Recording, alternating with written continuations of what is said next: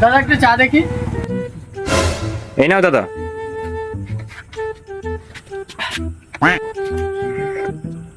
আরে দাদা, আপনার বাড়ি কোথায়?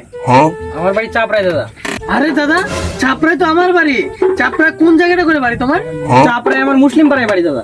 আরে মুসলিম পাড়ায় তো আমার বাড়ি। মুসলিম পাড়ায় কোন নম্বর বাড়ি তোমার দাদা? মুসলিম পাড়ার 4 নম্বর বাড়িটা আমাদের দাদা। আরে দাদা, 4 নম্বর বাড়িটা তো আমাদের।